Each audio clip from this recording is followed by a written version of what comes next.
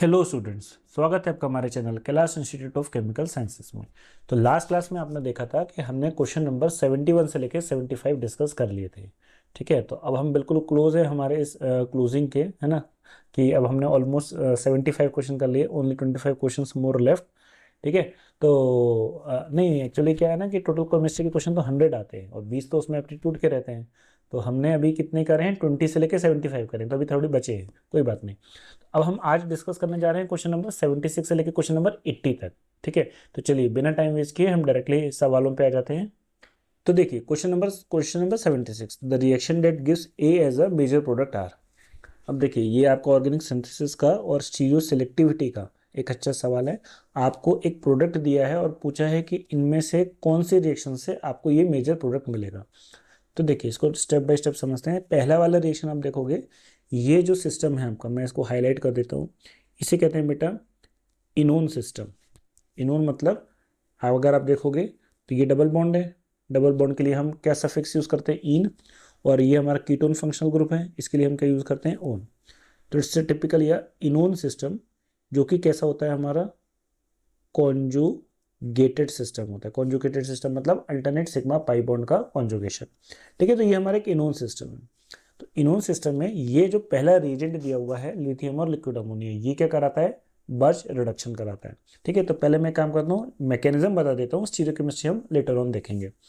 तो पहला अगर पहले स्टेप में मैं इसको हटाऊं, अगर पहले स्टेप में मैं देखूं तो क्या हो रहा है, एक कॉन्जुगेटेड इनोन सिस्टम है लाइक दिस। और सबसे पहले लिथियम एंड लिक्विड अमोनिया। तो आपको पता है लिथियम जो है ये एक अच्छा रिड्यूसिंग एजेंट है, तो लिथियम की टेंडेंसी इलेक्ट्रॉन देने की ज़्यादा होती है। ये क्या करेगा, एक इलेक्ट्रॉन देगा और जो लिथियम आयन बना है ये अमोनिया से सॉल्वेट हो जाता है, तो इसलिए सिस्टम स्टेबल भी होता है। एनी हाउ, तो यहाँ पे जो बेसिकली अटैक हो रहा है वो एक सिंगल इलेक्ट्रॉन का हो रहा है। तो अब आप देखो, वैसे एज सच मैकेनिज्म नहीं है, लेकिन अगर मैं इस इलेक्ट्रॉन को यहाँ अटैक कराऊँ तो ये वाला पाई बॉन्ड यहाँ शिफ्ट होगा, तो ऑक्सीजन पर कैसे चला जाएगा बेटा, नेगेटिव।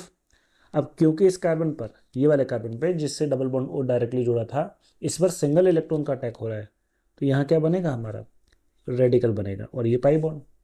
अच्छा, एक मिथाइल ग्रुप है ऑलरेडी। ठीक है, इसमें एक मिथाइल ग्रुप ऑलरेडी है। ठीक है, अब नेक्स्ट देखो बेटा क्या होता है, एक नेगेटिव चार्ज के बगल वाले कार्बन पे एक फ्री रेडिकल है, तो बेटा दोनों इलेक्ट्रॉन ही ना, एक नेगेटिव चार्ज है सर, दो पेयर मतलब दो इलेक्ट्रॉन का पेयर है और एक इलेक्ट्रॉन है, तो ये एडजेसेंट कार्बन में होने की वजह से क्या करेंगे, रिपल्शन करेंगे। तो ये चाहेगा कि ये इससे क्या चला जाए, थोड़ा डिस्टेंस पे चला जाए, ताकि रिपल्शन क्या हो सके, कम हो सके। तो कैसे रिपल्शन कम करेगा, तो आपको पता है ये रेडिकल इस पाई बॉन्ड के साथ रेजोनेंस में है। तो अगर मैं इस पाई बॉन्ड को ऐसे यूज़ कर लूँ, मतलब इस पाई बॉन्ड को एक इलेक्ट्रॉन यहाँ शिफ्ट करा दूँ और एक इलेक्ट्रॉन यहाँ शिफ्ट करा दूँ, तो देखिए क्या होगा, ये ओ नेगेटिव रहा, एक इलेक्ट्रॉन तो इसके पास था ही, और इस पाई बॉन्ड का एक इलेक्ट्रॉन के साथ ये बना लेगा पाई बॉन्ड, और ये रेडिकल कहाँ शिफ्ट हो जाएगा, यहाँ पे। आप देख सकते हो ये मैक्सिमम दूरी पर आ गए हैं, अब इससे ज़्यादा दूर ये नहीं जा सकते क्योंकि अब यहाँ पे रेजोनेंस खत्म हो चुका है। तो ये यहाँ पर आके ये चीज़ क्या होगी, रुक जाएगी। नेक्स्ट स्टेप में क्या होगा, एक इलेक्ट्रॉन फिर इसी कार्बन पर अटैक करेगा जिस पर एक रेडिकल बना था, और ये बनेगा O माइनस, और ये पर चार्ज कैसा आएगा, नेगेटिव। तो यहाँ कौन से इंटरमीडिएट बन गया, हमारा कार्बन आयन। अब क्योंकि आपके पास कोई और न्यूक्लियोफाइल नहीं है फिलहाल, तो अब आपका ये क्या करेगा, जो सॉल्वेंट है लिक्विड अमोनिया, इसमें से क्या करेगा, एक H+ गेन करेगा, और यहाँ O माइनस, और यहाँ एक H जुड़ जाएगा और एक मिथाइल तो है ही। तो पहला स्टेप क्लियर हुआ। तो पहले स्टेप में बेसिकली ये यहाँ पे बना लेता है। और अब अगर आप इस चीज़ को देखोगे कि O- ये सिस्टम, ये क्या है हमारा, तो इसको हम कहते हैं this is our enolate system. Enolate मतलब वही चीज़ कि यहाँ पे इन है। ठीक है, अगर यहाँ H होता तो हम इसे इनॉल कह देते, बट ये इनॉल का एनायन है, तो एनायन के आगे सफिक्स क्या लगता है, एट, जैसे नाइट्रेट सल्फेट है ना। तो इसी तरीके से इसको हम क्या कहेंगे, इनोलेट कहेंगे। और इनोलेट न्यूक्लियोफिलिक होते हैं।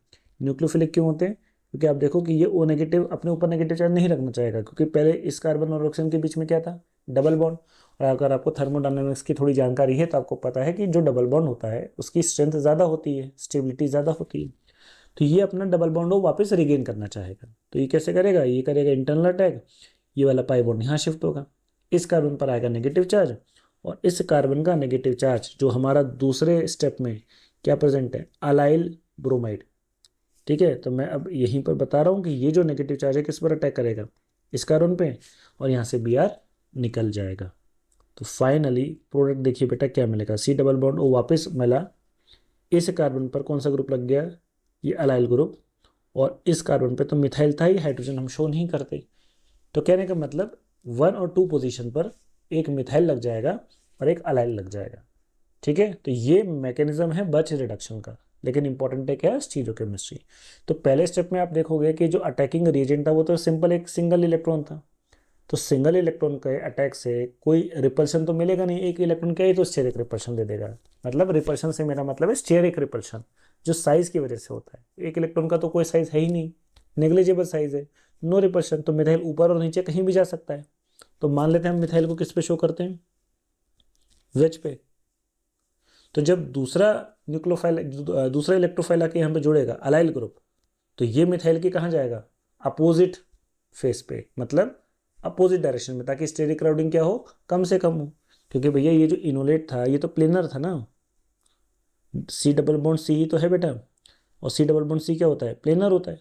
तो प्लेनर होता है तो इस पर जो अलाइल ग्रुप का अटैक है टॉप फेस से भी हो सकता है और बॉटम फेस से भी हो सकता है। तो कहाँ प्रेफर करेगा जाना, जहाँ उसे स्टेरिक हिंड्रेंस कम मिलेगा। तो अगर मैंने मिथाइल को ऊपर दे रखा है तो फिर इस अलाइल ग्रुप को कहाँ पॉइंट करना पड़ेगा, नीचे की तरफ, मतलब कहाँ पर, डैश पर। समझ में आ गई ये बात, ठीक है। तो इसलिए आप देख सकते हो एक मिथाइल ऊपर और एक मिथाइल नीचे, मतलब हमें कैसा प्रोडक्ट मिला, trans product, and that is what this a is all about. तो इसका मतलब पहली रिएक्शन से हमें ए मिल सकता है, मतलब फर्स्ट ऑप्शन तो होना ही चाहिए। तो बेटा जब फर्स्ट ऑप्शन होना चाहिए तो 3 और 4 तो हो ही नहीं सकता, मतलब ये वाला ऑप्शन तो है ही नहीं, कौन सा, 2 और 3 वाला। ठीक है, अब आप देखो हमारे पास कितनी रिएक्शन दी हुई है, 1 3 1 2 3 और 4। तो कोई एक नॉर्मल स्टूडेंट होगा जिसको सिर्फ पढ़ना आता है लेकिन स्मार्टली पढ़ना नहीं आता, वो क्या करेगा, वो 1 2 3 और 4 सबको एक एक करके ट्राई मारेगा और देखेगा कि किससे ए मिल सकता है, किस में ए नहीं मिल सकता। ऐसा नहीं है उसका आंसर आएगा नहीं, लेकिन आप खुद सोचो कि उसको करने में कुछ नहीं तो कम से कम 5 मिनट लग जाएंगे। अब आपको समझाने में ही मुझे ये 5 मिनट लग गया है, लेकिन अगर आपको कंसेप्ट पता होता तो आप तो आंसर 2 मिनट में निकाल लेते ना। 2 मिनट भी बहुत ज़्यादा बनो, 1 मिनट में आपका आंसर आ जाता। अब आप क्या करोगे, आपने पहला आंसर निकाल लिया और आपको पता है कि ऑप्शन 1 तो होना ही होना चाहिए, तो इसका मतलब 2 और 3 और 2 और 4 वाला ऑप्शन है ही नहीं। ठीक है, तो हमने क्या किया, यहाँ पे पहले ही एलिमिनेट कर लिया, 3 और 4 नहीं हो सकता। अब हमको बस जो चेक करना है किस में करना है, 1 और 2 में और 1 और 3 में, कि 2 होगा या 3 होगा। तो चेक कर लेते हैं बेटा, देखो 2 हमारा ये है और 3 हमारा ये है।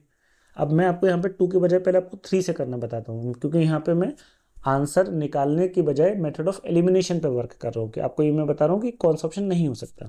क्योंकि तीसरे ऑप्शन में एक्चुअली जो मैंने पहले रीजेंट लिया है वो क्या लिया बेटा, एलडीए। और एलडीए एक स्ट्रॉन्ग न्यूक्लियोफाइल होने के कारण एक बहुत ही स्ट्रॉन्ग और बल्कि बेस भी है। बेस तो स्ट्रॉन्ग है, खतरनाक बेस है, लेकिन बड़े साइज का है, lithium di isopropyl amide. Di isopropyl समझ रहे हो आप, आइसोप्रोपाइल ग्रुप कितना बड़ा होता है, CH का होल ट्वाइस ना, मजाक थोड़ी ना है। ठीक है, 2 आइसोप्रोपाइल ग्रुप जुड़े हैं, बल्कि ग्रुप मजाक नहीं है। तो इसका मतलब ये जो बेस है वो क्या है, बल्कि बेस है, और स्ट्रॉन्ग तो है ही बल्कि होने के कारण। तो इसका काम क्या होगा, डीप्रोटोनेशन। भाई बेस का काम क्या होता है, प्रोटोन अपसेट करना। ठीक है, कहते हैं ना बेस को क्या पसंद है, वो बेबी को बेस पसंद है वाला नहीं, बेस को एच पसंद है, क्योंकि बेस का काम ही एच निकालना है। तो बेस को एच पसंद है, तो बेस को एच पसंद है तो ये क्या करेगा, एच निकालेगा। अब यहाँ पर आप देखोगे इसके पास 2 चॉइस है, ये वाला एच निकाल ले या ये वाला एच। अच्छा बेटा ऐसा भी नहीं है कि जहाँ एच दिखेगा वहाँ से निकालेगा। जैसे आपको ये थोड़ा सा आइडिया होना चाहिए कि एसिडिक एच निकालता है ना, जो हाइड्रोजन एसिडिक होगा, एसिडिक हाइड्रोजन मतलब जो आसानी से निकल जाए। अब तुम्हें बोलना सर मिथाइल का एच निकाल लेगा, निकाल सकता है, पर जब उसको पता है कि अल्फा कार्बन पे जहाँ बगल वाले कार्बन पे एक CO ग्रुप लगा है, तो इलेक्ट्रोनेगेटिविटी डिफरेंस होने के कारण ऑलरेडी ये कार्बन इलेक्ट्रॉन डेफिशिएंट है, इस पर पार्शियल पॉजिटिव चार्ज है। तो पार्शियल पॉजिटिव चार्ज होने के कारण एच को रिपल्शन ज़्यादा अच्छे से करेगा, तो एच ज़्यादा अच्छे से निकलेगा। ठीक है, थोड़ा सा जूम कर देता हूँ, क्लियर है ये चीज़। तो ये वाला एच निकलेगा। अब कौन सा एच निकलेगा, लेफ्ट वाला कि राइट वाला, यू डिसाइड। तो आपको पता है लेफ्ट वाले पे अगर एच निकालेगा तो यहाँ मिथाइल का क्या मिलेगा, हिंड्रेंस। यहाँ पूरा प्लॉट खाली है, तो यहाँ आएगा घूमते फिरते पूरा प्लॉट खाली दिखेगा, इसे कोच का के ले जाएगा। तो यहाँ क्या बना लेगा, कार्बन आयन। और नेक्स्ट स्टेप पे यही कार्बन आयन किस पर अटैक करेगा, इस न्यूक्लियोफाइल, इस इलेक्ट्रोफाइल पे, और यहाँ से Br निकल जाएगा। तो जो अल्काइलेशन होगा वो इस अल्फा कार्बन पे होगा opposite to the methyl group. तो आपको बगल वाले कार्बन पे मिथाइलेशन अल्काइलेशन नहीं मिलेगा, तो इसका मतलब ये वाला प्रोडक्ट नहीं मिल सकता। इससे आपको क्या मिलेगा, ये वाला ग्रुप इस कार्बन पे लगा हुआ मिलेगा। किस कार्बन पे, इस कार्बन पे। तो ये हमारा प्रोडक्ट नहीं हो सकता। तो इसका मतलब ऑप्शन 3 भी गलत है।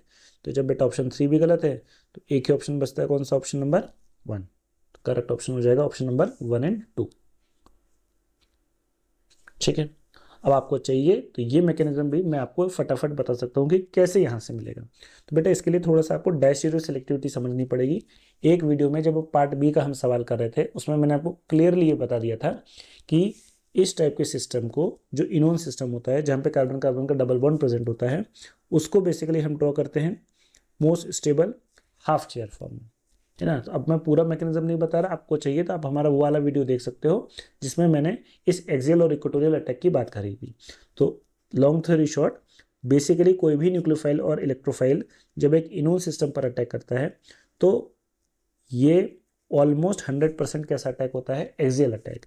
क्यों, एक्सियल अटैक करने के बाद जो फाइनल या जो ट्रांजिशन स्टेट बनती है वो बनती है चेयर लाइक ट्रांजिशन स्टेट। ये चीज़ बेटा हम ऑलरेडी बी पार्ट में बहुत स्ट्रेच में डिस्कस कर चुके हैं। तो अगर आपको चाहिए कि क्यों एक्सियल चेयर में कन्वर्ट होती है, इक्वेटोरियल अगर अटैक होता, मान लो ये न्यूक्लियोफाइल या इलेक्ट्रोफाइल इक्वेटोरियल पे जाता, तो जो ट्रांजिशन स्टेट बनती है वो ट्विस्टेड बोट बनती। तो जब मॉलिक्यूल के पास चॉइस है कि चेयर से जाके ट्विस्ट बोट से जाता, तो कहाँ जाना पसंद करेगा, चेयर से। वो एक अलग बात है कि बाद में जाके पता चलेगा कि चेयर से गया लेकिन मिल क्या गया, एक्सियल। और आपको पता है एक्सियल पोजीशन अनस्टेबल होती है, पर वो बात की नहीं सोचेगा ना, वो तो पहले जो उसे स्टेबिलिटी जहाँ दिखेगी वो वहाँ से जाएगा। तो वो हमेशा चेयर लाइक ट्रांजिशन स्टेट से जाता है, इसलिए it will and up axial. ठीक है, तो एक्सियल अटैक ही सोचना है। अब मैं इसको अगर चेयर फॉर्म में बना लूँ डायरेक्ट, तो अगर मैं मान लो इस कार्बन मोनोऑक्साइड को, sorry just I will keep it back, C double bond हो यहाँ पर लेता हूँ।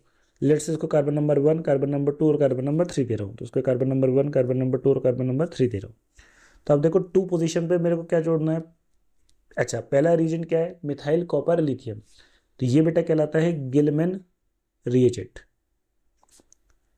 तो ये जो रिएजेंट है ये मिथाइलेशन कराता है, लेकिन क्योंकि यहाँ पे मेटल कॉपर है तो कॉपर मेटल बेटा क्या होता है, सॉफ्ट मेटल होता है। तो सॉफ्ट मेटल में जब आपके पास 2 जगह हैं अटैक करने की, एक इस कार्बोनिल के कार्बन पे जो कि एक हार्ड सेंटर है, और एक ये एल्कीन के कार्बन पे जो कि एक सॉफ्ट सेंटर है। ठीक है, तो ये कहाँ अटैक करता है, सॉफ्ट सेंटर पे, डेट इज 1,4 एडिशन देता है, that is called as conjugate addition. तो जब मिथाइल इस थर्ड कार्बन पे अटैक करेगा तो कहाँ अटैक करेगा, एक्सियल। अच्छा, इस कार्बन पे एक्सियल वाली पोजीशन ऊपर है तो मिथाइल विल एंड अप ऊपर की तरफ, मतलब ऊपर मतलब वेज की तरफ। और सेकेंड कार्बन पे फिर क्या करेगा, अलाइल ग्रुप जुड़ेगा ये। तो इस सेकेंड कार्बन पर एक्सियल पोजीशन कौन सी है, नीचे की तरफ, तो इसलिए अलाइल विल गो डाउन। तो आप देख सकते हो मिथाइल अप एक्सियल और दिस डाउन एक्सियल। ठीक है, अगर आपको डिटेल में समझना है प्रेफरेंस एक्सियल की क्यों होती है तो आप हमारा प्रीवियस वीडियो को वॉच कर सकते हैं, वहाँ पे मैंने डिटेल में समझा है ये चीज़। तो अब आपको निकल, इतना ज़रूरत नहीं थी ना इस पूरे मैकेनिज्म की। आपको तो भाई सिंपल एक, इसे कहते हैं बेटा थोड़ा सा क्या होता है कि थोड़ा सा आपको प्रोएक्टिव होना चाहिए कि हाँ, है ना। प्रोएक्टिव का मतलब आपको पहले अंदाज़ा लगा लेना चाहिए कि इसमें कौन सा कंसेप्ट लगेगा। तो आपने क्या किया, पहला वाला तो सॉल्व कर लिया, लेकिन फिर एनालिसिस पैरालिसिस में नहीं जाना है हमको कि हम एक एक ऑप्शन को देखें। फिर हमको देखना है कि हम कैसे एलिमिनेट कर सकते हैं। तो मैक्स टू मैक्स 2 से 3 मिनट से ज़्यादा आपको एक सवाल पे खर्च करने ही नहीं है। ठीक है, इतना समय नहीं होता है हमारे पास। आई होप आपको ये एक्सप्लेनेशन समझ आया होगा। ठीक है, अब हम बढ़ते हैं अपने अगले सवाल पे। नाउ क्वेश्चन नंबर 77 देखिए, if the crystal field splitting energy of the D orbitals follows the order dz² dxy dx² -y² का अगर ये ऑर्डर है तो लिगेंड फील्ड इज, तो लिगेंड फील्ड कौन सा होगा। तो आपको ये पता है कि लिगेंड के प्रेजेंस में जो डी ऑर्बिटल्स होते हैं मेटल के वो क्या कर जाते हैं, स्प्लिट कर जाते हैं। तो एक अच्छा सवाल है। आप लोगों ने जनरली ऑक्टाहेड्रल फील्ड में स्प्लिटिंग देखी होगी और टेट्राहेड्रल में, और एक अगर थोड़ा सा जो मोस्ट कॉमन चलता है वो है स्क्वायर प्लेनर में। तो इनकी तो splitting generally mini text book में मिल जाती है। जिनकी नहीं मिलती वो अनकॉमन ज्योमेट्री, जैसे trigonal bipyramidal, pentagonal bipyramidal, square prismatic, square antiprismatic, trigonal prismatic, ये वगैरह वगैरह की ज्योमेट्री होती है। तो इसको देखिए कैसे समझ सकते हैं। सबसे पहले तो हमको ये देखना है कि हमारे इस स्प्लिटिंग में किस ऑर्बिटल की एनर्जी सबसे कम दी गई है, dz² की। तो अच्छा, थोड़ा सा अगर मैं आपको आइडिया दूं कि जब मेटल और लिगेंड के बीच में इंटरेक्शन होता है तो मेटल लिगेंड इंटरेक्शन की वजह से एनर्जी बढ़ती, एनर्जी बढ़ेगी तो स्टेबिलिटी क्या होगी, कम। तो अगर मेटल लिगेंड पास हैं तो एनर्जी बढ़ेगी, और मेटल लिगेंड से जितना दूर जाएगा, या लिगेंड मेटल से उल्टा कहना चाहिए कि लिगेंड मेटल से जितना दूर जाएगा उतनी एनर्जी कम होगी। कौन सी एनर्जी, इंटरेक्शन एनर्जी। तो जितना लिगेंड मेटल से दूर जाता जाएगा उतनी ही उसकी एनर्जी कम होती जाएगी, और जितना ही पास आएगा रिपल्शन बढ़ेगा, एनर्जी क्या होगी, स्पाइक करेगी, बढ़ेगी। ठीक है, तो ये चीज़ आपको ध्यान रखनी है। तो अब देखिए, सबसे पहले तो मैं आपको स्क्वायर प्लेनर का बताता हूँ क्या होता है। आपको ऑक्टाहेड्रल का पता है अच्छे से। ऑक्टाहेड्रल में क्या होता है कि ये जो 5 डी ऑर्बिटल्स होते हैं हमारे, ये 2 में स्प्लिट करते हैं यार, T2G और EG में। T2G वाले कौन से रहते हैं, DXZ, DYZ और DXY। और EG में कौन से रहते हैं हमारे, DX² - Y² और DZ²। ठीक है, ये तो आपको पता ही है। अब स्क्वायर प्लेनर ज्योमेट्री में क्या होता है, तो देखो बेटा, ऑक्टाहेड्रल अगर आप बनाओगे तो ऑक्टाहेड्रल कुछ ऐसा बनाते हो आप, ये ऊपर और एक नीचे, और जो लिगेंड्स होते हैं वो 4 होते हैं स्क्वायर प्लेन में, और एक along the Z axis positive और एक अलोंग द नीचे। ये ऐसे अरेंजमेंट होता है। इन दोनों को जोड़ो तो बिल्कुल आपको एक परफेक्ट ऑक्टाहेड्रल ज्योमेट्री मिलती है बेटा, है ना, दिख रहा है, एक ऑक्टाहेड्रल ज्योमेट्री मिलती है। अब स्क्वायर प्लेनर में जब मैं जाऊंगा तो आप खुद देखो, मुझे स्क्वायर प्लेनर में जाने के लिए क्या करना है, मुझे कुछ नहीं करना, मुझे ये जो एक्सियल लिगेंड थे ऊपर और नीचे, इनको हटा देना है। तो जब मैं इनको हटा दूंगा तो जो ज्योमेट्री बनेगी वो मेरी बनेगी स्क्वायर प्लेनर। और इन दोनों के बीच में कौन होता है आपके, मेटल। तो आप क्लियरली ये देख पा रहे हो कि स्क्वायर प्लेनर ज्योमेट्री में 2 एक्सियल लिगेंड्स जो डायरेक्टली पॉइंट कर रहे थे अलोंग द जेड एक्सिस, ये हट गए। तो अगर लिगेंड जेड एक्सिस के अलोंग है ही नहीं तो उनका इंटरेक्शन क्या हो जाएगा, मिनिमम, जीरो तो नहीं कहना चाहिए, मिनिमम इंटरेक्शन हो जाएगा। तो मतलब लिगेंड जो डायरेक्टली जेड एक्सिस के अलोंग पॉइंट कर रहे हैं उसके अलोंग कोई, मतलब मेटल की जो जेड एक्सिस है उसके अलोंग कोई लिगेंड प्रेजेंट नहीं है स्क्वायर प्लेनर ज्योमेट्री में। तो क्या होगा, तो जेड एक्सिस की जो इंटरेक्शन एनर्जी है मेटल और लिगेंड की, वो खत्म हो जाएगी। खत्म हो जाएगी मतलब वो क्या हो जाएगी, कम हो जाएगी। तो आपको पता है टोटल एनर्जी तो कंजर्व रहती है बेटा। अगर मेरे पास टोटल एनर्जी 100 है और जेड एक्सिस से लिगेंड हटा दिए दोनों साइड, तो जो जेड कंपोनेंट है उसकी एनर्जी कम हो गई। तो जितनी एनर्जी कम होगी दूसरे वाले की उतनी क्या हो जाएगी, बढ़ जाएगी। मतलब अगर जेड कंपोनेंट की कम हो गई तो एक्स वाई कंपोनेंट की क्या होगी, बढ़ जाएगी। क्यों, ओवरऑल एनर्जी तो कॉन्स्टेंट ही देनी ना। तो बेटा अगर एक की एनर्जी, तो मेरे पास टोटल एनर्जी पहले 100 थी, मान लेते 100, ये बेरी सेंटर है, 50 कम हो गई, -50 हो गई।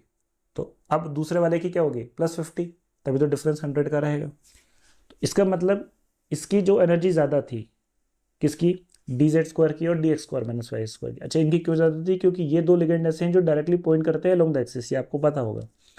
अब इसमें जब हम स्क्वायर प्लेनर में जाएंगे तो जेड एक्सिस के अलोंग तो लिगेंड है ही नहीं बेटा, तो जो जेड कंपोनेंट की एनर्जी है वो क्या हो जाएगी, कम। और उतने ही प्रोपोर्शन में क्या होगा, एक्स और वाई की बढ़ जाएगी। मतलब dx² - y² की ऊपर हो जाएगी और dz² की क्या हो जाएगी, कम हो जाएगी। ठीक है, तो सबसे हाईएस्ट एनर्जी किसकी रहेगी, dx² - y² की। तो आप देख सकते हो dz², और जो सबसे हाईएस्ट एनर्जी है वो किसकी है, dxz और yz की। तो ये तो पॉसिबल ही नहीं है। सबसे ज़्यादा जो एनर्जी होगी वो कौन से ऑर्बिटल की होगी, dx² - y² की, फॉर द 2 रीजंस।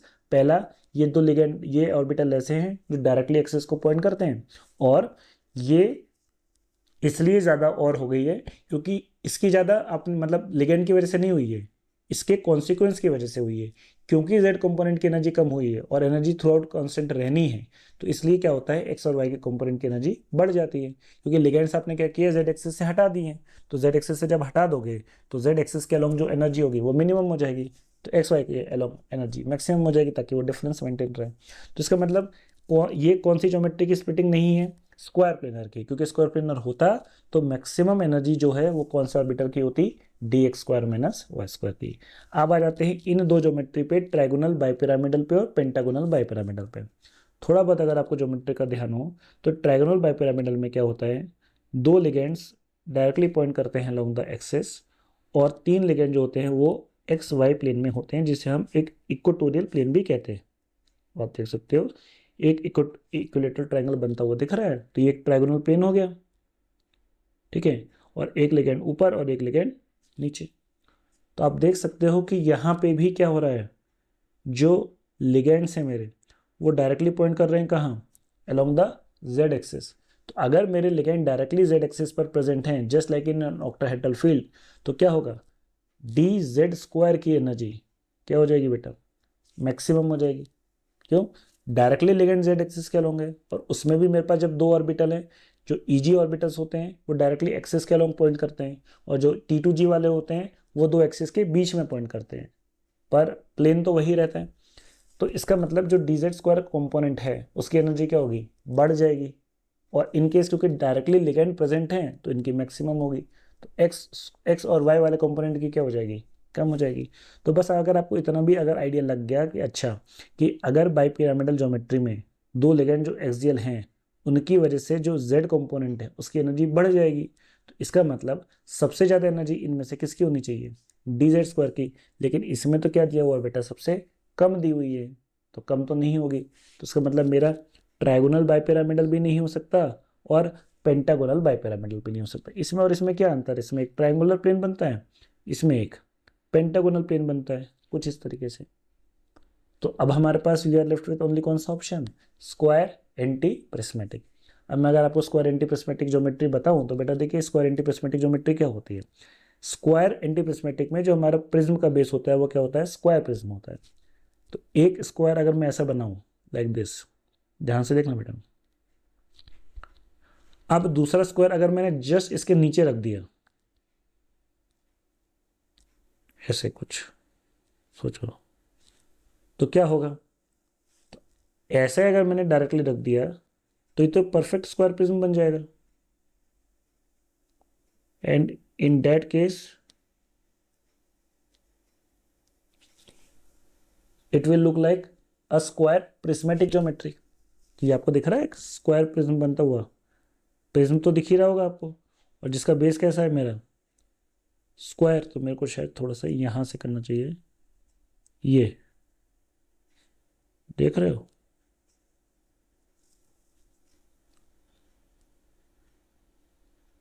ये एक स्क्वायर प्रिज्म बनता हुआ मेरे को दिखाई दे रहा है। मैं इसको फिर से हटा देता हूँ ताकि क्लैरिटी रहे,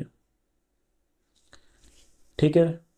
तो ये स्क्वायर प्रिस्मेटिक ज्योमेट्री, लेकिन हमको पूछा है स्क्वायर एंटी प्रिस्मेटिक है, तो जो हमारा आंसर आ चुका है, ये मैं आपको एक्स्ट्रा बिट ऑफ इन्फॉर्मेशन दे रहा हूँ, ठीक है।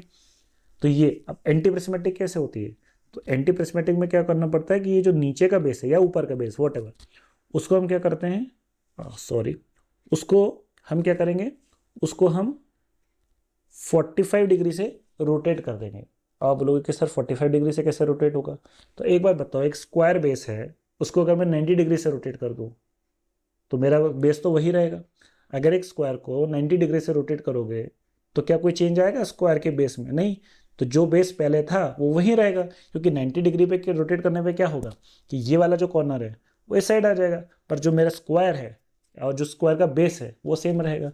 तो मैं क्या करूँगा, 45 डिग्री से रोटेट करूँगा। तो देखो 45 डिग्री से रोटेट करने पर क्या होगा, अगर 90 डिग्री से करता, मैं आपको देखो पॉइंट करके बताता हूँ, अगर मैं 90 डिग्री से करता तो ये वाला कॉर्नर कहाँ जाता है, यहाँ पे, तो बेस तो मेरा अभी भी क्या रहता सेम। लेकिन अब मैं क्या कर रहा हूँ 45 डिग्री से, तो मेरा बेस कहाँ आएगा, यहाँ पे कहीं आके रुकेगा, ठीक है।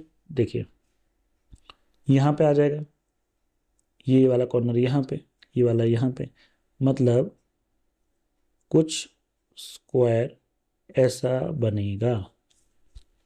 ये 45 डिग्री घूम गया। अब इस 45 डिग्री जब ये घूम गया तो यहाँ कॉर्नर पे आपके क्या होंगे, लिगेंड्स होंगे। ये देखिए ये 4 लिगेंड्स नीचे, 4 लिगेंड्स ऊपर। लेकिन ये बिल्कुल ऊपर नीचे सेम प्लेन में नहीं है, ये ऐसे है 45 डिग्री पे, मतलब स्टैगर्ड कन्फर्मेशन में एक तरीके से कह सकते हैं। तो यहाँ आप देख सकते हो, यहाँ पे ये जो मेरी जेड एक्सिस है, तो आप सोचो मेटल का है, मेटल बीच में बॉडी सेंटर में, ठीक है, एक स्क्वायर प्लेन ऊपर है एक स्क्वायर प्लेन नीचे, लेकिन थोड़ा सा 45 डिग्री पे घुमा हुआ है, समझ में आ रहा है। इसके बीच में मेटल है, इसके सेंटर से ऊपर और नीचे जाती हुई जेड एक्सिस होगी। तो आपको क्लियर समझ में आना चाहिए कि जेड एक्सिस के अलोंग कोई लिगेंड नहीं है मेरे, माइनस जेड। तो जेड एक्सिस के अलोंग कोई लिगेंड नहीं है मेरे, तो जब जेड एक्सिस के अलोंग लिगेंड है ही नहीं, चारों जो है वो मेरे स्क्वायर प्लेन में है, तो जो जेड कंपोनेंट की एनर्जी होगी वो मेरी क्या हो जाएगी बेटा, सबसे कम हो जाएगी। तो in that case D Z square की एनर्जी सबसे कम होगी, and that will be the case for my square anti prismatic geometry. ठीक है, तो आई होप आपको ये चीज क्लियर हो। Moving on to the next question. अब देखिए ये क्वेश्चन, ये इंटरेस्टिंग क्वेश्चन है और मजेदार भी है। क्यों? क्योंकि क्या है ना कि बच्चे लोग जो होते हैं ना, जो ये एक क्लासिक एग्जांपल है जो डिफरेंस मैं आपको बताना चाह रहा था, एक स्मार्ट अप्रोच में और एक हार्ड अप्रोच में। हार्ड वर्क और स्मार्ट वर्क में क्या अंतर है? देखिए, मैं अगर आपसे पूछूं कि बताओ बच्चों कि ये जो क्वेश्चन नंबर 78 है वो केमिस्ट्री के किस टॉपिक से है, तो आप क्या जवाब दोगे? तो मुझे पता है 99.99% बच्चे, इवन 99.99% बच्चे ही नहीं, इवन बहुत से टीचर्स भी, बहुत से फैकल्टी भी, बहुत से कोचिंग इंस्टीट्यूट में पढ़ाने वाले फैकल्टी भी, मैं नाम नहीं ले रहा, लेकिन मैं आपको एक जनरल बात बता रहा हूँ, और मैं ये नहीं कह रहा कि सभी, लेकिन 100 में से 99। अगर मैं उनसे पूछूं बच्चों से या किसी भी टीचर फैकल्टी से कि बताओ ज़्यादा अच्छा ये जो क्वेश्चन है ये और केमिस्ट्री के किस टॉपिक से है, टॉपिक या सब टॉपिक से, तो क्या बोलोगे? आप बोलोगे स्पेक्ट्रोस्कोपी से। अच्छा, मैं पूछूं कौन सी स्पेक्ट्रोस्कोपी से, तो टीचर्स और बच्चे दोनों ही बोलेंगे कि सर ये तो भाई मोज़ेबायर स्पेक्ट्रोस्कोपी से, मोज़ेबायर का स्पेक्ट्रा दिया हुआ है। लेकिन क्या मैं आपसे बोलूं कि ये स्पेक्ट्रोस्कोपी का सवाल ही नहीं है, बोलोगे कि सर क्या फालतू बात कर रहे हो, दिया हुआ है मोज़ेबायर स्पेक्ट्रा और आप बोल रहे हो स्पेक्ट्रोस्कोपी का। तो यही तो बात है ना, कभी कभी जो चीज़ दिखती है वो होती नहीं है, और जो चीज़ होती है वो दिखती नहीं है। कभी कभी ऐसा होता है ना कि जो आपको दिख रहा है ज़रूरी नहीं कि वो हो, और जो चीज़ है वो ज़रूरी नहीं है कि आपको दिखे, तो फर्क तो है। बोले कि सर एग्जाम्पल देके समझाइए, तो मैं एग्जाम्पल देके समझाता हूँ। अब अगर आपने इसको मोज़ेबायर स्पेक्ट्रोस्कोपी मान के सॉल्व करने की कोशिश की तो क्या होगा, उसके लिए आपको ज़रूरत पड़ेगी किसकी, मोज़ेबायर स्पेक्ट्रोस्कोपी की नॉलेज की, कि आपको पता होना चाहिए कि भाई मोज़ेबायर स्पेक्ट्रा कैसा दिखता है, स्प्लिटिंग की कैसे होती है, वो सारी चीज़ें आ जाएंगी स्पेक्ट्रोस्कोपी में। पर मैं तो कह रहा हूँ सवाल ही नहीं है ना मोज़ेबायर स्पेक्ट्रोस्कोपी का। तो बोलोगे सर अच्छा फिर आप बताइए ये सवाल किसका है, तो बेटा ये तो सीधा सीधा सवाल कोऑर्डिनेशन केमिस्ट्री का है। मैं तो, और मैं ऐसा नहीं कि मैं आपको सिर्फ, आप सोचोगे सर ये तो पब्लिसिटी स्टंट है, पब्लिसिटी स्टंट नहीं है, मैं प्रूफ कर दूंगा। मैं इसको स्पेक्ट्रोस्कोपी से सॉल्व ही नहीं करूंगा, मैं जाऊंगा नहीं कि कितने सिग्नल मिल रहे हैं, क्या स्प्लिटिंग मिल रही है। मैं तो सीधा सीधा आपको कोऑर्डिनेशन से, जो नॉर्मल केमिस्ट्री होती है डी ब्लॉक एलिमेंट्स की, उसी से समझा दूंगा आपको। देखिए क्या दिया हुआ है, भले मोज़ेबायर स्पेक्ट्रा दिया है, लेकिन मेरे पास जो कॉम्प्लेक्स है वो ये कॉम्प्लेक्स दिया हुआ है ना, FeL2। तो अब इस कॉम्प्लेक्स पे जो चार्ज है वो कितने का है, +2 का, क्योंकि जो I2 लिगेंड है वो नेगेटिव चार्ज होंगे, तो इस पूरे कॉम्प्लेक्स पे चार्ज होगा +2 का। तो बेसिकली जो आयरन है ये मेरा किस ऑक्सीडेशन स्टेट में है, +2। अब +2 ऑक्सीडेशन स्टेट में ये या तो हाई स्पिन कॉम्प्लेक्स बना सकता है, या तो क्या बना सकता है, लो स्पिन। और थोड़ा सा अंदाजा इस बात का होना चाहिए कि जो गैप होता है, देखिए एनर्जी गैप T2G का और EG का, आप सोचो कि अगर ये बहुत ज़्यादा है, ऐसे सोचो T2G और EG के बीच में एनर्जी बहुत ज़्यादा है, तो उन दैट केस अगर multiplet with is very high, very large, तो इस केस में क्या होगा कि इलेक्ट्रॉन की टेंडेंसी क्या होगी, लोअर स्टेट में रहने की। क्यों? वो इतनी हाई एनर्जी लेके EG में जाएगा, तो उस केस में आपको हमेशा कॉम्प्लेक्स कैसा मिलेगा, low spin. Mostly the electron will reside in the T2G and will prefer to be paired up, pairing tendency बढ़ेगी उस केस में। लेकिन अगर एनर्जी गैप बहुत कम है, तो जब एनर्जी गैप बहुत कम है तो पेयरिंग क्यों करना चाहेगा, फिर वो अनपेयर्ड रहना चाहेगा। अरे तुम खुद सोचो कि तुम्हारे पास अगर एक कमरा है, तुम्हें एक अलॉट कर दिया एक कमरा, तो भाई दूसरा बंदा कोई आया और उसको बोलूं कि भाई या तो तुम्हारे पास चॉइस है कि ग्राउंड फ्लोर में इसके साथ शेयर कर लो, या एक कमरा सिर्फ फर्स्ट फ्लोर पे है वो तुम्हारा, तो तुम वो क्या प्रेफर करेगा? बोलेगा भाई मैं क्यों शेयरिंग करूँ, मैं सीधा सीधा कहाँ जाऊँगा, फर्स्ट फ्लोर पे। लेकिन क्या हो, मैं बोलूँ कि भाई एक ग्राउंड फ्लोर में है और एक 20 फ्लोर में, और लिफ्ट भी नहीं है, तो सर बोलेगा यार 20 फ्लोर में कौन ऊपर नहीं जाएगा, एक काम करते हैं कि क्या कर लें, पेयरिंग कर लें। तो इसलिए अगर एनर्जी गैप ज़्यादा होता है तो पेयरिंग हो जाती है, और पेयरिंग हो जाएगा तो लो स्पिन कॉम्प्लेक्स बनेगा। और अगर विड्थ कम है तो क्या होगा, अनपेयर्ड रहना पसंद करेगा। लेकिन मैं बोलूँ कि कंपेरेबल विड्थ है, लेट्स से थर्ड फ्लोर पे है, अब क्या होगा, अब ये उसके डिस्क्रिप्शन पे डिपेंड करता है, उसकी इच्छा होगी तो ग्राउंड फ्लोर पे उसका होगा कि अब उसके लिए क्या दोनों चीज़ें बराबर ही बात हो गई है कि ग्राउंड फ्लोर में रहना पड़ेगा, तो दिक्कत ये है कि शेयरिंग करनी पड़ेगी, तो ये प्रॉब्लम है। लेकिन फ़ायदा क्या है कि ग्राउंड फ्लोर पे ही है, हर चीज़ आसान है उसके लिए। तो ये दो चीज़ें हैं। थर्ड फ्लोर में उसके पास फ़ायदा क्या है कि प्राइवेट रूम मिलेगा, प्राइवेट कमरा मिलेगा, किसी के साथ शेयरिंग नहीं करनी पड़ेगी। लेकिन नुकसान क्या है, सीढ़ी चढ़ के ऊपर नीचे जाना पड़ेगा। तो now he has a choice. तो यही आयरन के साथ होता है बेटा कि ये जो T2G और ईजू, T2G और ईजू बोल रहा हूँ, T2G और ईजी गैप होता है, ये कंपेरेबल होता है, ना बहुत कम होता है ना बहुत ज़्यादा होता है। इसीलिए ये एक बहुत इंपॉर्टेंट फिनोमिना शो करता है जिसे हम कहते हैं spin cross over phenomena. Spin cross over phenomena में high spin complex rapidly interconvert होते हैं किसमें, लो स्पिन कॉम्प्लेक्सेस में। ठीक है, और ये चीज़ मैं बात कर रहा हूँ किसके लिए, रूम टेम्परेचर पे, क्योंकि रूम टेम्परेचर पे जो थर्मल एनर्जी KT होती है वो इतनी सफिशिएंट होती है कि लो स्पिन हाई स्पिन में और हाई स्पिन लो स्पिन में इंटरकन्वर्ट करते रहते हैं। That energy, thermal energy KT is comparable to your energy gap between T2G and EG। ठीक है, तो अगर मैं पहले आपको इसका लो स्पिन कॉम्प्लेक्स बनाऊँ तो Fe2+ का जो कॉन्फ़िगरेशन है वो D6 है। तो लो स्पिन में इसका जो कॉन्फ़िगरेशन होगा वो क्या होगा, T2G4 EG2। 4 इलेक्ट्रॉन T2G में होंगे और 2 इलेक्ट्रॉन EG में होंगे। और इसी का मैं ये लो स्पिन का बनाया, और इसी का क्या बनाऊँ मैं अगर हाई स्पिन, तो हाई स्पिन में क्या होगा, हाई स्पिन में 3 इलेक्ट्रॉन्स जो हैं, मैंने उल्टा बोल दिया, ये जो बनाया ये मैंने क्या बनाया, हाई स्पिन का बनाया। बोल कुछ रहा हूँ बता कुछ रहा हूँ। Classic example of mismatch, high spin, sorry, आहा,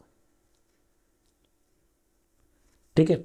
ये जो बनाया है मैंने क्या बनाया, हाई स्पिन का 3 इलेक्ट्रॉन। देखिए एक्चुअली क्या होता है ना, मेरी गलती है, माय बैड एक्चुअली, फिर से मेरे को स्टेप बाय स्टेप जाना चाहिए था, थोड़ा सा मैंने एक्साइटमेंट में गलत बोल दिया। अगर मैं इसका हाई स्पिन कॉम्प्लेक्स बनाऊँ तो Fe2+ का हाई स्पिन कॉम्प्लेक्स कैसे बनेगा, टोटल 6 इलेक्ट्रॉन है तो कैसे भरोगे, पहला इलेक्ट्रॉन T2G में, दूसरा T2G में, तीसरा T2G में, चौथा कहाँ जाएगा बच्चा, EG में, पांचवा भी EG में। क्यों, क्योंकि एनर्जी गैप कंपेरेबल है, थर्मल एनर्जी KT सफिशिएंट है, आराम से मॉलिक्यूल ऊपर नीचे कर सकते हैं। तो मान लो इसने पसंद किया कि मैं कहाँ जाना पसंद करूंगा, मैं पेयरिंग करना पसंद नहीं करूंगा, मैं थर्ड फ्लोर पे जाऊंगा। तो 5 हो गए। अब छठे इलेक्ट्रॉन के पास चॉइस ही नहीं है, क्यों, ऊपर जाएगा तो भी शेयरिंग करनी पड़ेगी, नीचे जाएगा तो भी शेयरिंग करनी पड़ेगी। तो भैया जब उसको शेयरिंग करनी ही है तो वो कहाँ करेगा, ग्राउंड फ्लोर पे ही कर लेगा। तो उसका कॉन्फ़िगरेशन हो जाएगा T2G4 EG2। तो कितने अनपेड इलेक्ट्रॉन दिख रहे हैं इसमें आपको, 4 अनपेड इलेक्ट्रॉन दिख रहे हैं। तो इसमें अनपेड इलेक्ट्रॉन हो जाएंगे 4।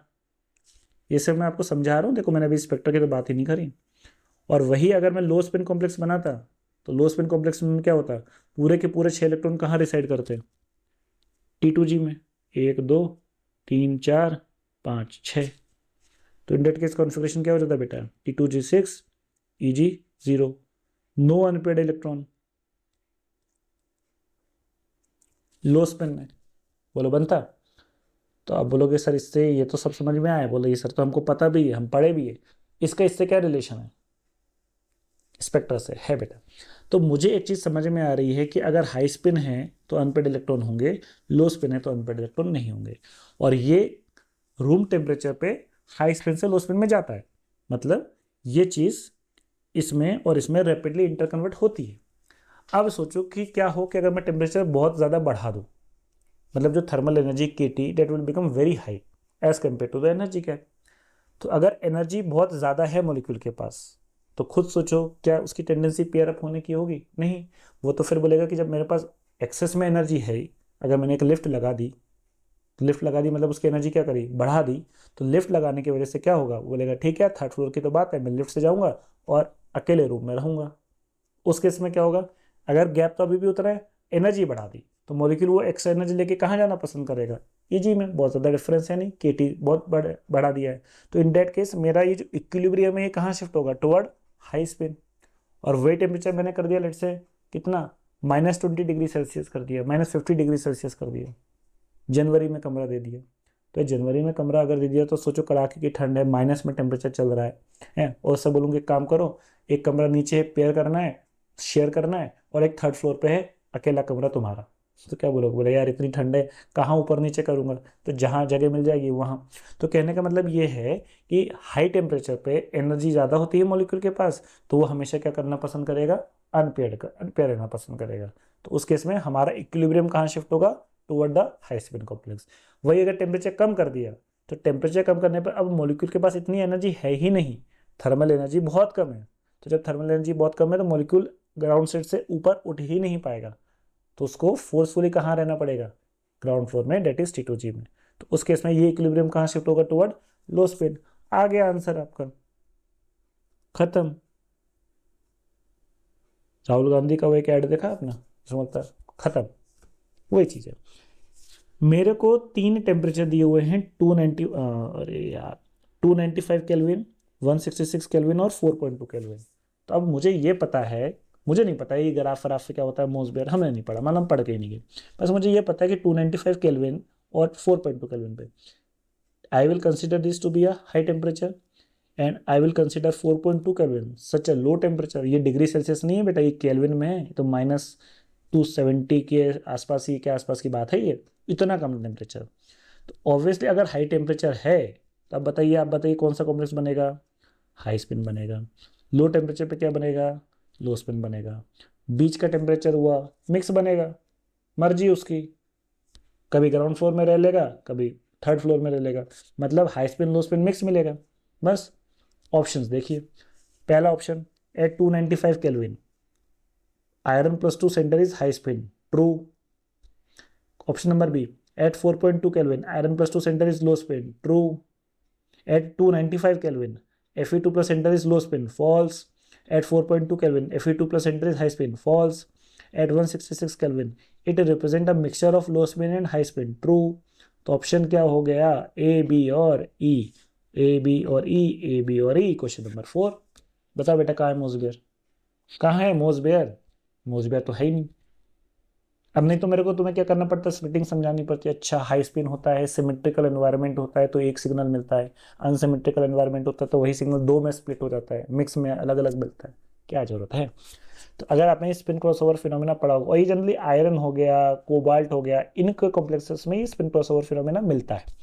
ठीक है, तो ये बहुत इंपॉर्टेंट इन्फॉर्मेशन है। तो जब हम कोऑर्डिनेशन पढ़ते हैं तो ये कंसेप्ट भी हमें पता होता है कि जो स्पिन स्टेट होती है टेम्परेचर डिपेंडेंट होती है। हाई टेम्परेचर पे मोस्टली जो सब्सटेंस होता है वो पैरामैग्नेटिक होता है, और लो स्पिन पे क्या, लो टेम्परेचर पे क्या होता है? ये डायमैग्नेटिक होता है। That is the spin behaviour based on temperature. अब देखिए दोस्तों ये सवाल, मास स्पेक्टर ऑफ पीडी, तो मैं बोलूँगा कि ये is one of the best questions I have seen so far, मतलब वन ऑफ द बेस्ट। क्यों? क्योंकि बेटा ये सवाल ऐसा है कि टफ है। हाँ, मैं ये नहीं कहूँगा कि बहुत इजी लड्डू क्वेश्चन है, हलवा क्वेश्चन है, कभी कभी होता है। जैसे लास्ट वीडियो में मैंने आपको वर्क डन कैलकुलेशन बताया था, तो सिंपल फार्मूला बेस्ड सवाल था। ठीक है, करना ही क्या था? बस फार्मूला लगाना था, डेल्टा एच का वर्क डन का कैलकुलेट करना था, यूनिट कन्वर्शंस पता होने चाहिए। तो ये उतना स्ट्रेट फॉरवर्ड तो नहीं है। इसमें आपका एनालिटिकल माइंड का इस्तेमाल होगा कि आपको एनालाइज करना कितने अच्छे से आता है, वो चीज़ यहाँ देखी जाएगी। तो सवाल बहुत अच्छा है, ठीक है, तो टफ तो है, लेकिन हाँ ये इतना भी टफ नहीं है कि इसको कर ही नहीं सकते, या कोई एक अलग से एक्सेप्शन वाला कोई सवाल पूछ लिया, नहीं, ये सिंपल डेटा बेस्ड क्वेश्चन है। मतलब डेटा दिया हुआ है और आपको सिर्फ you are required to analyse this data.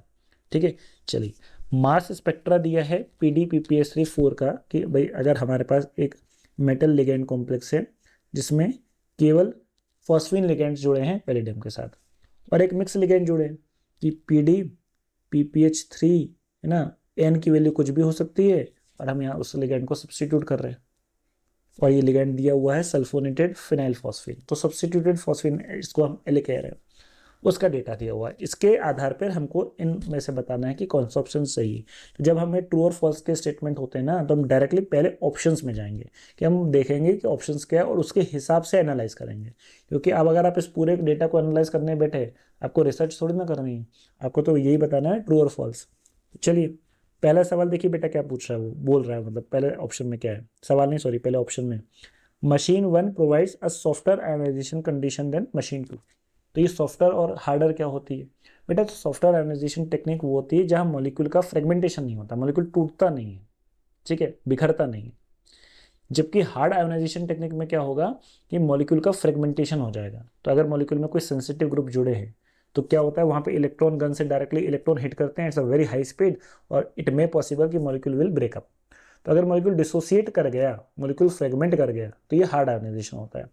और अगर मॉलिक्यूल फ्रेगमेंट नहीं किया, सिर्फ उस पर एक चार्ज हमने डेवलप करा दिया without fragmentation, without ionization, that technique is called as soft ionization technique. तो ये बोल रहा है कि machine 1 provides a software ionization condition then machine 2। Check करते हैं बेटा।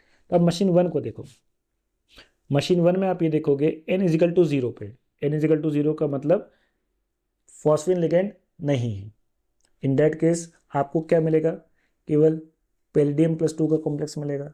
तो ये क्या इंडिकेट कर रहा है कि सारे फॉस्फेन लिगेंड डिसोसिएट हो चुके हैं, 100% डिसोसिएशन हो गया है। तो इस केस में ये जो कंडीशन है जिसमें सारे लिगेंड डिसोसिएट कर गए, it indicates a harder ionization. तभी तो होगा, सॉफ्ट में तो डिसोसिएट नहीं होना चाहिए था। तो n इजिकल टू 0 पे, n इजिकल टू 0 पे आप देख सकते हो आपको कोई भी पीक नहीं मिली, मतलब ऐसा कोई भी कॉम्प्लेक्स नहीं मिला जिसमें पैलेडियम के साथ कोई भी फॉस्फेन लिगेंड ना हो। इवन n इजिकल टू 1 और n इजिकल टू 2 तक पर भी केवल ही 8% और 22% है। मैक्सिमम केस में आप देख सकते हो 100%। तो जब आपको एक पीक 100% पर मिलती है तो ये कहलाती है बेटा हमारी base peak, that is the most abundant peak. और उस केस में n की वैल्यू क्या मिल रही है, 3। तो वैसे भी अगर मैं 4 में से एक को अगर सब्सटीट्यूट कर दूं तो इन दैट केस PPS3 की जो वैल्यू है मैक्सिमम कितनी हो सकती है, 3 ही हो सकती है। तो ऑब्वियसली इसका मतलब ये डेटा क्लियरली इंडिकेट कर रहा है कि आयोनाइजेशन फॉस्फेन लिगेंड का नहीं हुआ है, सिर्फ एक phosphine ligand sulphonated phosphine ligand से सब्सटीट्यूट हो चुका है। तो ये वाला स्टेटमेंट कि machine 1 provides a software ionization वाली कंडीशन सही है मशीन 2 के कंपैरिजन में। क्यों, मशीन 2 में अगर आप देखोगे, मशीन 2 में तो n इजिकल टू 0 पे मेरे को 12% मिल रहा है, n इजिकल टू 1 पे ये 100% मिल रहा है। मतलब केवल एक ही फॉस्फेन लिगेंड जुड़ा है और उस केस में ये हमारी मोस्ट अबंडेंट पीक बन गई। मतलब इन दैट केस मुझे फॉस्फेन लिगेंड बहुत कम मिल रहा है। तो इसका मतलब बाकी का क्या हुआ होगा, आयोनाइजेशन हो गया होगा और उसकी जगह आपको क्या लग गए होंगे, sulphonated benzene sulphonated phosphine ligand लग गए होंगे। तो ये डेटा तो क्लियरली इंडिकेट करता है कि हाँ भाई सॉफ्टवेयर आयोनाइजेशन है। तो पहला स्टेटमेंट बेटा करेक्ट है कि machine 1 provides software ionization condition then machine 2। ठीक है, तो ए ऑप्शन सही है। तो बेटा ए ऑप्शन जब सही है तो BCD वाला कर दो कि भैया ये तो नहीं हो सकता, ये तो सही है। अब ऑप्शन बचे BCD, तो BCD तो दोनों में कॉमन है। अब चेक किसको करना है, 1 और 4 को, क्योंकि अगर BCD सही हो गया तो फिर 1 और 3, तो आपको पता है 3 तो हो ही नहीं सकता। अब ऑप्शन किसमें देखना है, सॉरी मैंने फिर गलत इंटरप्रेट कर लिया, BCD और दूसरा ऑप्शन B एंड C और चौथा ऑप्शन C एंड D। तब मैंने इसलिए ना कहा ना ये टफ है, क्योंकि अब मेरे को मजबूरी में चारों ABCD ऑप्शन को एनालाइज करना पड़ेगा। यहाँ वो मेथड ऑफ एलिमिनेशन वाला टेक्निक काम नहीं करेगी, है ना। तो इसलिए मैं कह रहा हूँ कि इसमें आपको एनालिटिकल माइंड, एनालिटिकल रीजनिंग पूछी गई है। ठीक है, तो पहला ऑप्शन तो सही है, तो भैया ठीक है, पहला ऑप्शन करेक्ट है। दूसरा देखो बेटा, in machine 1 the stable species under MS condition contain 3 phosphine ligand. True, अभी आपको बताया था कि जो मोस्ट स्टेबल है इसमें आपको n इजिकल टू 3 पर बेस पीक मिल रही है जो कि मोस्ट अबंडेंट पीक है। तो इसका मतलब ये जो है ये मोस्ट स्टेबल स्पीसीज को कर रहा है, क्योंकि भैया PPS3 4 तो ये तो अनसब्स्टिट्यूटेड का केस था।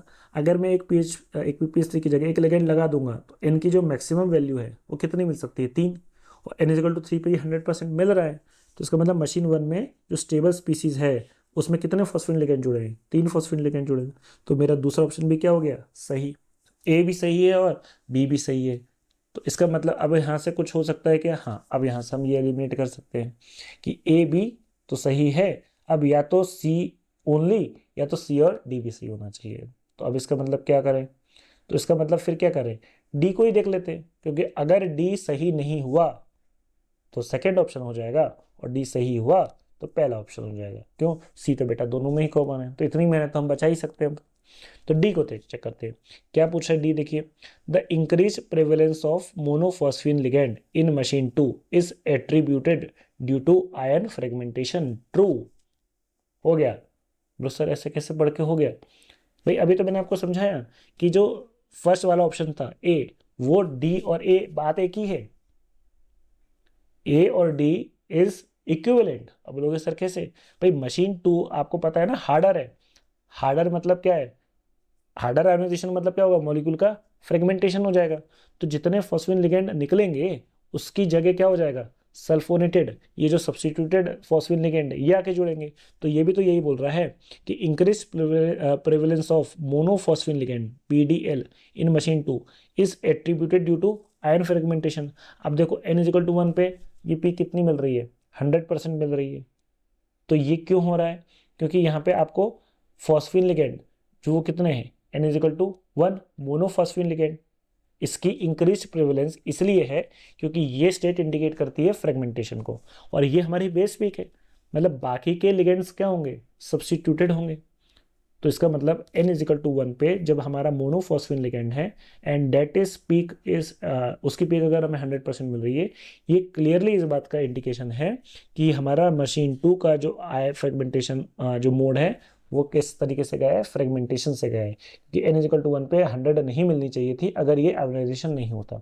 तो बेटा जो A और D है वो एक ही चीज़ है, समझ में आया आपको। C देखना है तो C देख लो, mass data reveal ligand exchange reaction, अरे यही तो स्टडी कर रहे हैं आप, तभी तो ये अगर मिल रहा है। अगर डेटा अगर लिगेंड एक्सचेंज रिएक्शन नहीं हो रही होती तो you will get only 2 peaks, एक that will have that phosphine ligand and one that will not have any phosphine ligand. तो सब्स्टिट्यूशन वाला केस में ये इस तरीके से डिस्ट्रीब्यूशन पैटर्न नहीं मिलता हमको। तो क्लियरली ऑप्शन सी भी क्या है बेटा मेरा, सही है। तो करेक्ट ऑप्शन क्या हो गया, A B C and D। तो आपको समझ में अगर आ गया होगा कि A और D एक ही बात को कह रहे हैं, अलग अलग नहीं है।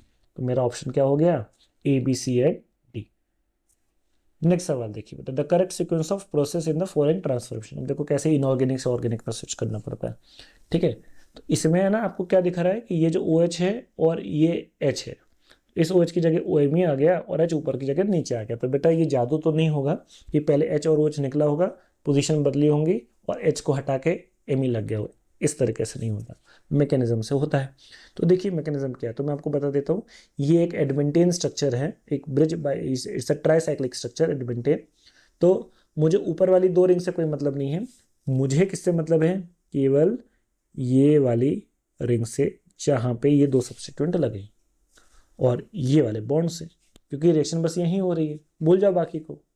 तो मैं इसको अगर अलग से बना लूँ ऐसे, ये ऐसे सफिशिएंट है, भूल जाओ बाकी को, क्योंकि वहाँ तो हो नहीं रहा ना, तो होगा कोई सब्स्टिट्यूएंट, क्योंकि अगर आप पूरे को लेके चलोगे तो दिक्कत होगी। तो अब यहाँ पर क्या है, OH और यहाँ पे क्या है, H, ठीक है। तो पहले में आपने रीजन क्या यूज़ किया बेटा, सोडियम हाइड्राइड। और सोडियम हाइड्राइड क्या है, एक स्ट्रॉन्ग बेस है, और बेस को क्या पसंद है, बेस को प्रोटॉन पसंद है, ठीक है। देखो तो H+ चाहिए।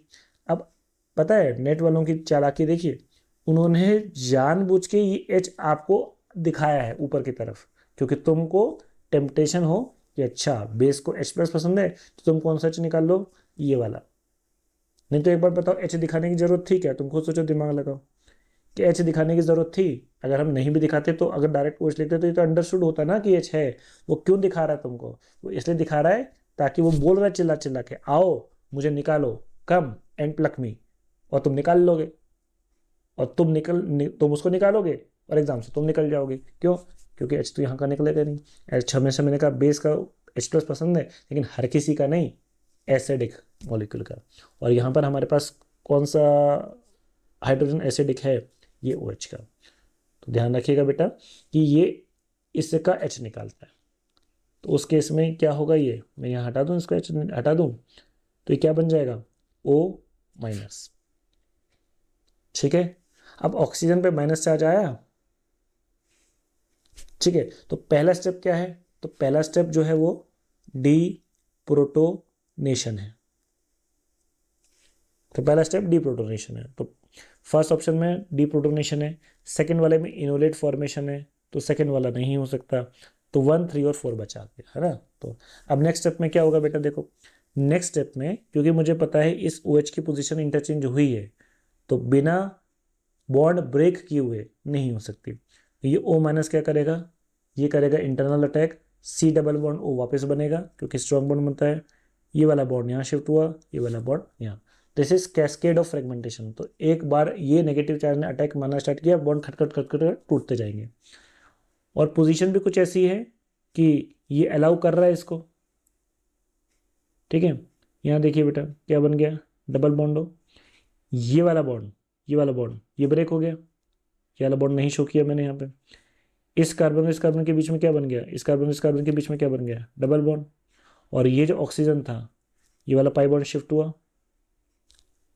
ठीक है, ये वाला पाई बॉन्ड शिफ्ट हुआ, ऊपर क्या आया, नेगेटिव चार्ज।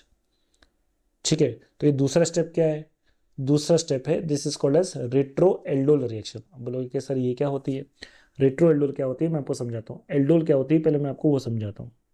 देखिए एल्डोल रिएक्शन का जो फाइनल प्रोडक्ट होता है वो होता है बीटा हाइड्रोक्सी कार्बोनिल कंपाउंड। तो इसलिए मैं कह रहा हूँ कि अगर आपको प्रोडक्ट पता है कि वो किस रिएक्शन से आया है तो लाइफ थोड़ी आसान हो जाती है। अगर मुझे कहीं बीटा हाइड्रोक्सी कार्बोनिल कंपाउंड दिख गया, मैं सोचूंगा या मुझे समझ में आएगा कि अच्छा ये एल्डोल रिएक्शन से आया होगा। उसी तरीके से अगर मुझे बीटा कीटो एस्टर दिख गया तो ये क्लेजन कंडेंसेशन से आया होगा। साइक्लोहेक्सीन दिख गई तो ये डिसऑर्डर से आई होगी। तो ये थोड़ा क्या है ना, ये चीज़ें आपके माइंड में होनी चाहिए पहले से, तब आप इस ऑर्गेनिक रिएक्शन को थोड़ा सा आसानी से कर पाओगे। तो अगर आप देखोगे ये सी डबल बॉन्ड वो है, इससे बगल वाला कार्बन अल्फा और इसके बगल वाला carbon beta, beta hydroxy carbonyl compound है तो ये एल्डोल से आया होगा। तो जब एल्डोल हुई होगी तो ये बना होगा। तो हम यह क्या कर रहे हैं, इसको वापस रिवर्सिबल बैकवर्ड डायरेक्शन में ले जा रहे हैं। तो ये जो स्टेप हुई है, पहला तो डिप्रोटोनेशन, और ये जो स्टेप हुई है ये कौन सी हुई है, retro aldol reaction. Aldol reaction उल्टी चल गई, बैकवर्ड क्लियरिंग। तो सेकेंड इज रेट्रो एल्डोल। तो पहला डिप्रोटोनेशन हो गया, दूसरा ओ मिथाइलेशन नहीं हो सकता, ऑक्सीजन पे मिथाइलेशन नहीं हुआ है अभी, ठीक है। सेकेंड वाला, पहला वाला, थर्ड वाला में क्या है, पहला डिप्रोटोनेशन दूसरा रेट्रोएल्डोल, चौथे वाले में पहला डिप्रोटोनेशन दूसरा रेट्रोएल्डोल। तो अब यही दो कैंडिडेट बचे भाई, 3 और 4। ठीक, चलिए इनको देखते हैं। यहाँ तक आया समझ में। थर्ड स्टेप, अब थर्ड स्टेप में देखो इन दोनों में क्या अंतर है। थर्ड स्टेप में ये बोल रहा है ऑर्थोमिथाइलेशन और ये बोल रहा है क्या, एल्डोल रिएक्शन। तो ये अभी मिथाइलेशन कहाँ होगा भैया, ये तो रिंग खुल गई है ना, 6 मेंबर की रिंग ऐसे खुली अच्छी तो ना लगती है, तो रिंग को बंद होना पड़ेगा।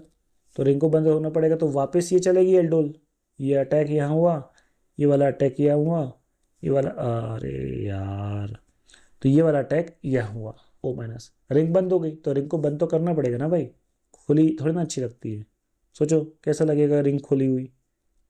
तो ये वाला बॉन्ड वापस यहाँ पे बन जाएगा, और वापस यहाँ पे अगर बनेगा, ठीक है, तो जो जहाँ था वो वहाँ रहेगा, ठीक है। और ये जो है O माइनस बन जाएगा।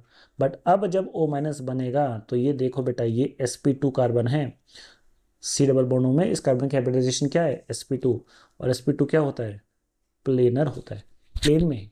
तो जब वापस ये बॉन्ड इस पर अटैक करेगा तो ये O माइनस के पास दो चॉइस है, या तो ऊपर की तरफ जाए या तो नीचे की तरफ जाए। तो ये कहाँ जाना पसंद करेगा, ऊपर की तरफ। क्यों, क्योंकि ऊपर वाली पोजीशन इस कार्बन पर क्या कहलाएगी, इक्वेटोरियल कहलाएगी, और इक्वेटोरियल ज़्यादा स्टेबल है। तो इसका मतलब क्या हुआ, इस मॉलिक्यूल में OH नीचे था जो कि एक्सियल पोजीशन पर था, और एक्सियल पोजीशन क्या होती है, अनस्टेबल। तो बना तो एल्डोल सही है, इसका मतलब क्या हुआ, इसका मतलब किसी ने गलत एल्डोल करवा दिया था, रिएक्शन उल्टी चला दी थी। तो ये मॉलिक्यूल अब इसको सीधा करेगा, फॉरवर्ड डायरेक्शन में अब सही जाएगा।